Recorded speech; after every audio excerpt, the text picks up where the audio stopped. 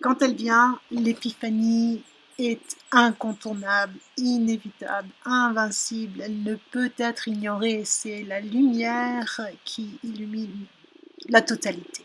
La totalité de l'être, c'est ton épiphanie, c'est la mienne, c'est la chose qui nous révèle la simplicité, la quintessence même de ce qui est, du je suis ici, maintenant. L'épiphanie, c'est quelque chose qui est comme une explosion, non seulement de lumière, mais d'amour, c'est une explosion de joie, et qui va être au service de tous les atomes. Tu vois, pas seulement ta propre vie, mais celle qui est perçue comme étant extérieure. Et l'épiphanie est le pont justement entre ces deux dans chaque atome qui nous permet de nous remémorer que en fait je suis le créateur, tu es le créateur. Et la création, elle est finie, elle est maintenant, et tout ce que tu crées te sert. Et donc, c'est vraiment le service de l'amour, l'amour qui porte en lui, en toi, c'est l'amour, c'est l'opération du je suis, c'est le désir même qui est celui d'aimer. Et donc, quand tu as le désir, quand tu ressens plutôt le désir, l'épiphanie, c'est que ce désir, dès que tu le ressens, c'est qu'il est déjà comblé, que tu le combles. Puisque le désir fondamental, c'est celui d'aimer. Tu vois ce que je veux dire. Et donc, plus tu te fonds, et plus tu te détends, plus tu t'abandonnes à cela, à ce que tu es, et ici, maintenant, plus tu vas sentir l'amplitude, l'infinitude, le mystère de ton être qui semble aussi être le monde extérieur, mais celui-ci n'est que le résultat ou le reflet de, de ta conscience. Et ça se passe vraiment dans la quintessence, le cœur du cœur, de l'origine de ta conscience, qui est le point d'émanation même de ta conscience, de la mienne, du je suis. Et ce point, il est partout, en chaque lieu. On peut parler des atomes, mais c'est beaucoup plus petit que les atomes. Ce sont ces fameux trous de verre qui, d'ailleurs, pourraient trouver un peu joli nom, mais bon, les trous de verre qui nous montrent que chaque point est relié à chaque autre point. Et l'épiphanie, c'est cette connaissance intérieure, cette expérience intérieure immédiate de la totalité à travers l'un de ces points. Tu vois ce que je veux dire? Et donc, la vie humaine et l'ego, les expériences que nous faisons, qui sont encore empreintes d'oubli, ça fait partie de l'aventure de la conscience, nous permettent en fait, par l'absence de la connaissance, donc l'oubli, l'ignorance et la peur qui vient se manifester d'une manière chronique avec cette illusion d'être séparé. En fait, ça sert à la totalité pour aider cette totalité qui se manifeste en un point, et en chaque point à se souvenir et donc à approfondir l'amour.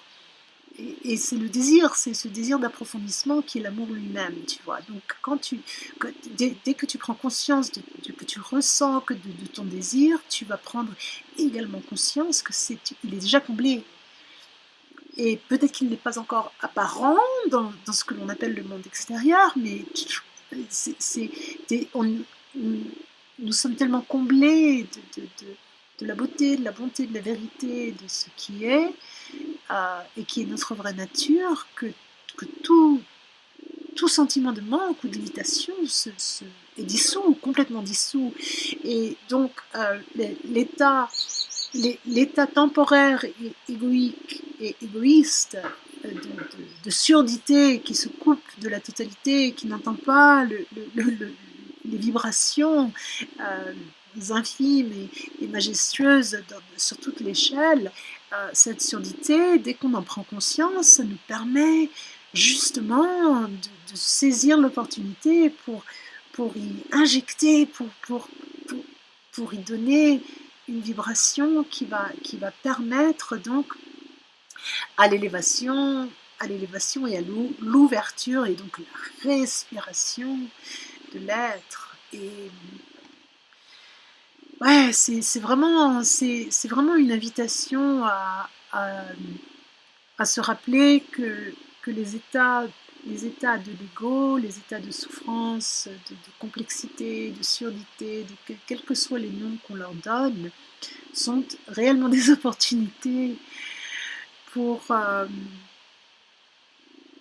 approfondir et pour dénouer, pour venir remplir cet espace-là de la présence, de l'amour, que l'on peut appeler la rédemption, de la grâce, peu importe les mots qu'on lui donne, pour les remplir de cela, de notre présence, et donc améliorer et enrichir ce que l'on appelle le monde.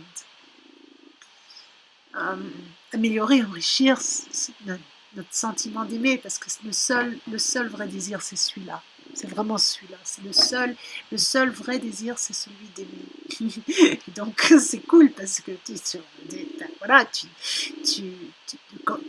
quand tu ressens ça, quand tu l'intègres, et si tu es là, c'est que tu es prêt à l'intégrer. Cette vérité, tu vois, elle t'est reflétée à travers cette vidéo, parce que tu es prête c'est parce que tu y es déjà, tu es déjà à cette résonance-là, et celle-ci, donc cette vidéo, vient comme